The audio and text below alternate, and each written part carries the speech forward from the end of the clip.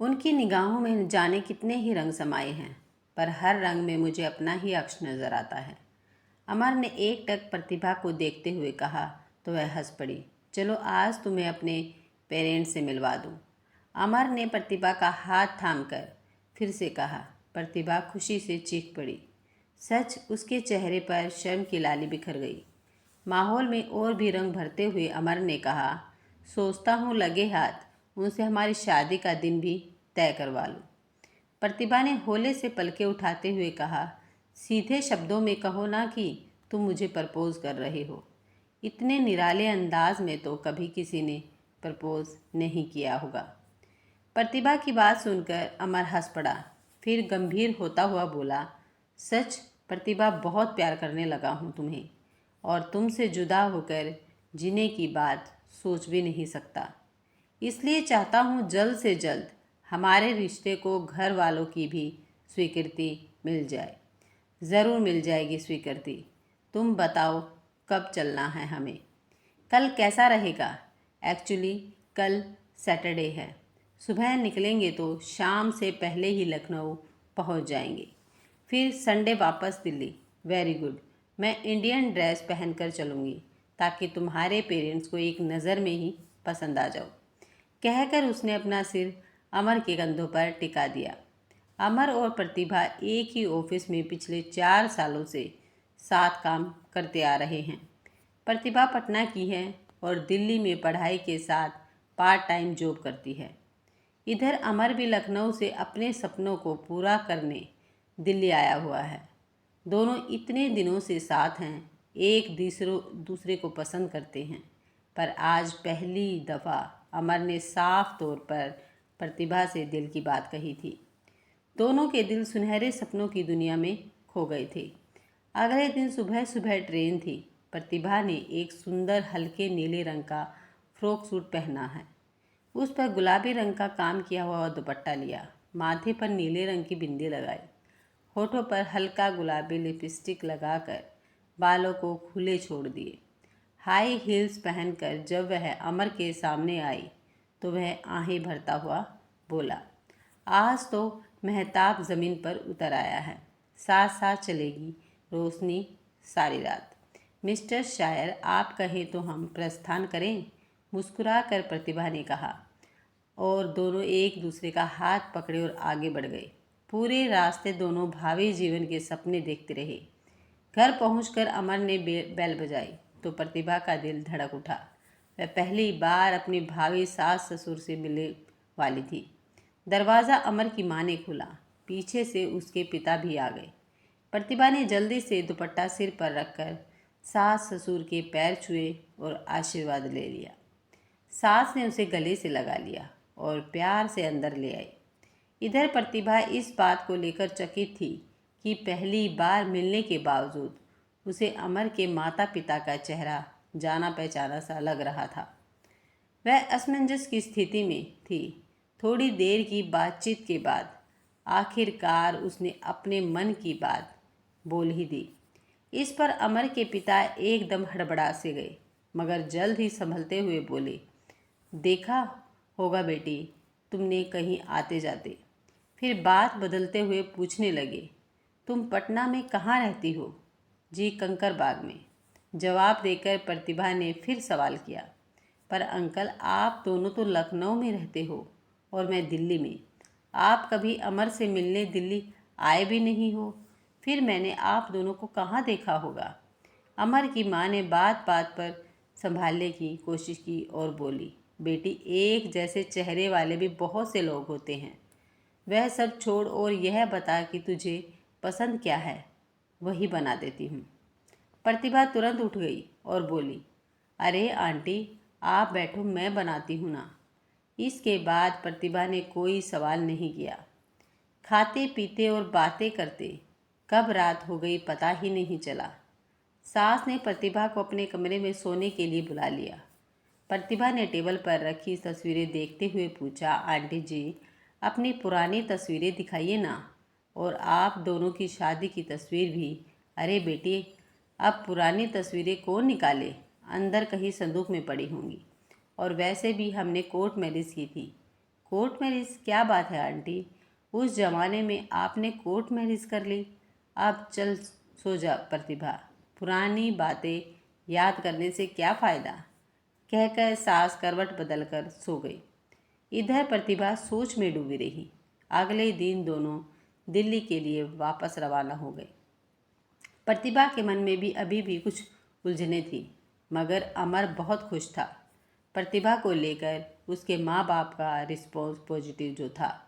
प्रतिभा ने अपने मन की बात अमर को नहीं बताई।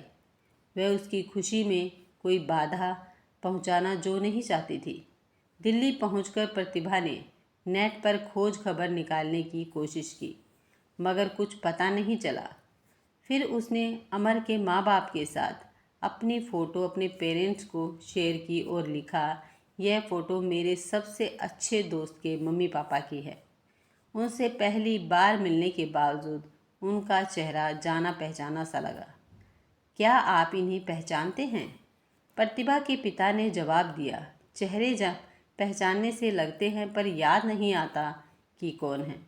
जवाब पढ़कर प्रतिभा चुप रह गई।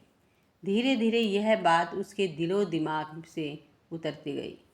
कुछ दिन के बाद गर्मी की छुट्टियों में प्रतिभा ने अपने घर पटना जाने की तैयारियां शुरू कर दी। पटना जाने को लेकर वह उत्साहित थी, मगर अमर से बिछड़ने के एहसास से मन भारी भी हो रहा था। किसी तरह अमर से विदा लेकर वह ट्रेन में बैठ गई। सारे रास्ते वह अमर और अपने रिश्ते को लेकर सोचती रही। अब वह अमर के बिना जीने की कल्पना भी नहीं कर सकती थी। पिछले कुछ दिनों में अमर उसके दिल के बहुत करीब आ गया था। पटना जंक्शन पर उतरते ही उसका दिमाग दिल्ली के गलियारों को भूलकर पटना की सड़कों पर आ टिका। अपने घर के आगे रुकते ही पुराना समय आंखों के आगे नाचने लगा, जब स्कूल में पढ़ने वाली प्रतिभा अपने घर आंगन को गुलजार रखती थी। वह मम्मी पापा की इकलौती लाडली बिटिया जो थी। दरवाज़ा खोलते ही माँ ने उसे गले से लगा लिया। अपने कमरे का दरवाज़ा खोलते ही पुरानी यादों के साए फिर से उसके मन को छूने लगे। बैग एक कोने में पटक कर वह बिस्तर पर लुढ़क गई। 2 दिन प्रतिभा ने जमकर आराम किया और मम्मी पापा को अपनी नई ज़िंदगी से जुड़े किस्से सुनाए। तीसरे दिन वह थोड़ी एक्टिव हुई और घर की सफाई करने लगी। सफाई के दौरान उसे जाले लगी एक पुरानी तस्वीर दिखी। तस्वीर करीब 30-35 साल पहले की थी, जब उसके मम्मी पापा कॉलेज में थे। जाले पोंछकर प्रतिभा ध्यान से तस्वीर देखने लगी कि अचानक उसे तस्वीर में अमर के पिता दिखाई दिए। हालांकि वे काफ़ी बदले हुए नज़र आ रहे थे, मगर वह उनका चेहरा एक नज़र में ही पहचान गई थी। बगल में ही उसे अमर की माँ भी दिख रही। प्रतिभा को अब सारी बात समझ आने लगी कि क्यों उसे उन दोनों के चेहरे जाने पहचाने लग रहे थे। बचपन में उसने कई बार वह फ़ोटो बहुत ध्यान से देखी थी, पर उसे अब तक यह समझ नहीं आया था कि उसके मम्मी पापा ने अमर के पेरेंट्स की फ़ोटो पहचानी क्यों नहीं, जबकि वे कॉलेज में साथ थे। काफ़ी देर तक प्रतिभा यही सब सोचती रही। तभी उसे सरला काकी का ख्याल आया। उसके परिवार के साथ उनका रिश्ता बहुत ही पुराना था। प्रतिभा ने अपने साथ वह तस्वीर भी ले ली। सरला आंटी का बेटा सुजय उसका बचपन का साथी था। सरला काकी ने उसे देखते ही गले से लगा लिया। कुछ देर बैठने के बाद प्रतिभा ने वह तस्वीर निकाली और काकी को दिखाई। काकी तुरंत तस्वीर पहचान गई। वह प्रतिभा ने अमर के पेरेंट्स की तस्वीर दिखाई, जिसमें वह भी थी। इस तस्वीर को देखकर काकी चौंकी और फिर बोली, अरे तुम मुकुंद और सुधा से कब मिली? वे दोनों कैसे हैं बेटा? आप जानती हैं इन्हें? हाँ मेरी बच्ची, वे तस्वीर दिखा अपने पापा वाली, उसमें भी तो वे दोनों खड़े हैं ना, पर मम्मी पापा ने तो इन्हें पहचाना नहीं। प्रतिभा की बात सुनकर काकी थोड़ी गंभीर हो गई और फिर बोली, कैसे पहचानेंगे? उसका घर जो जलाया था तेरे पापा ने। घर जलाया था, पर क्यों काकी? क्योंकि उस वक्त तेरे पापा की बुद्धि मारी गई थी। सरपंच के इशारों पर चलते थे। सरपंच ने आदेश दिया था कि उनकी बिरादरी का लड़का एक दलित लड़की से शादी नहीं कर सकता। सुधा दलित थी ना। सरपंच ने लठेतों को भेजा उनका घर जलाने को। बस तेरे पापा भी निकल लिए साथ में। यह भी नहीं सोचा कि अपने दोस्त का घर जलाने जा रहा है। उसकी आंख तो तब खुली जब उनका पुश्तैनी घर पूरी तरह जलने के बाद सरपंच के लड़कों ने मुकुंद के बूढ़े माँ बाप को भी मार डाला। छोटी बहन को घर में जिंदा जला दिया। यह सब देखकर तेरे पापा की रूह कांप उठी और उसने उसी दिन से सरपंच का साथ पूरी तरह छोड़ दिया। इधर मुकुंद और सुधा किसी तरह अपनी जान बचाकर कहीं भाग गए। वे कहाँ गए, उनके साथ क्या हुआ, यह कोई भी नहीं जानता। प्रतिभा चुपचाप काकी से यह बीती कहानी सुनती रही। उसकी आंखों के आगे अब सब कुछ स्पष्ट हो चुका था। क्या आप मुझे उनका जला हुआ घर दिखा सकती हो? बेटा, उनका पुश्तैनी घर तो सालों पहले खंडर में तब्दील हो चुका है और आज तक खंडर ही है। कोई नहीं जाता उधर। तू कहती है तो मैं सुज्जय को भेजती हूँ तेरे साथ। प्रतिभा सुज्जय के साथ उस खंडर नुमा घर को देखने पहुँची। टूटी जली इमारतें, खाली पड़े आधे अधूरे कमरे, दरकी हुई दीवारें, दम तोड़ता वीरानापन, सब चीख चीख कर उसका शाह काली रात का दर्द बयां करते दिखे। प्रतिभा ने मोबाइल से तस्वीरें खींची, एक एक जगह जाकर उस दर्द को महसूस किया, फिर अपने घर लौट आई।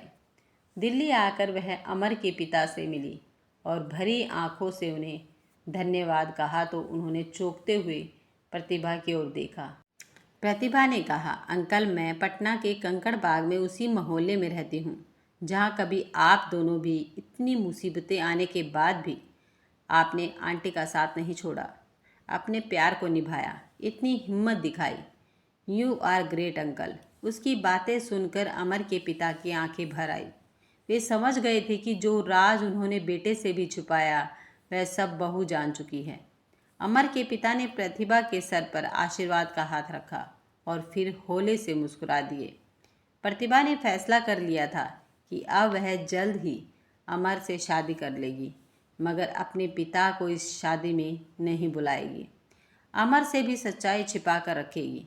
इस बीच मम्मी ने फ़ोन पर बताया कि अगले सप्ताह पापा का कैटरैक्ट का ऑपरेशन होने वाला है। यह सुनकर उसने अमर से बात की और उसे कोर्ट मैरिज के लिए तैयार कर लिया। कुछ खास लोगों की उपस्थिति में कोर्ट मैरिज करके आर्य समाजी तरीके से शादी करना तय हुआ। प्रतिभा ने जानबूझकर शादी की तारीख 15 दिन बाद की रखवाई, जब उसके पापा का ऑपरेशन हो चुका हो और उसकी शादी में केवल उसकी मम्मी ही आ सके। शादी वाले दिन प्रतिभा की मम्मी ने अमर की मम्मी को देखा तो खुद को रोक नहीं सकी और सुधा कहकर एकदम से उनके गले लग गई। 30 साल पुरानी सहेलियां जो मिली थी। अमर के पिता भी प्रतिभा की मम्मी को देखकर चकित थे। तीनों भीगी पलकों से पुराने दिन याद करने लगे। नियत समय पर शादी भी हो गई। सारा कार्यक्रम अच्छी तरह निपट गया। प्रतिभा की मम्मी अब घर लौटने वाली थी। ट्रेन में बैठने से पहले उन्होंने प्रतिभा को गले लगाया और रोती हुई बोली, बेटा, मैं समझ गई कि तूने ऐसा इंतज़ाम क्यों किया ताकि केवल मुझे ही शादी में बुलाना पड़े। देख बेटा, तेरे पापा के हाथों तेरे सास ससुर के साथ गलत हुआ था, मैं ये मानती हूँ, मगर उसी दिन से तेरे पापा बिल्कुल बदल गए और उन्हें अपने किए पर पछतावा भी है। मुझसे शादी होने के बाद उन्हें प्यार की गहराई का एहसास भी हो चुका है। जानती हूँ, मैं जब आ रही थी तो तेरे पापा ने क्या कहा था? क्या कहा था मम्मी? उन्होंने कहा, मुझे लग रहा है मेरी बच्ची मेरा पाप धोने वाली है। वह उसी दलित लड़की के बेटे से शादी करने वाली है जिनके परिवार को मेरी आंखों के आगे मार दिया गया और मैंने कोई विरोध भी नहीं किया। मैं सालों से यह दर्द और पछतावा दिल में लिए जी रहा था। मेरी बच्ची उनसे रिश्ता जोड़कर मेरी ज़िंदगी का दर्द थोड़ा कम कर देगी। सच मम्मी, पापा सब कुछ समझ गए। प्रतिभा की आंखें भर आई। हाँ बेटा, और वे तुझसे बात करके आशीर्वाद देने की हिम्मत ही नहीं जुटा पा रहे थे। उन्हें लगता है कि तू उन्हें माफ़ नहीं कर पाएगी।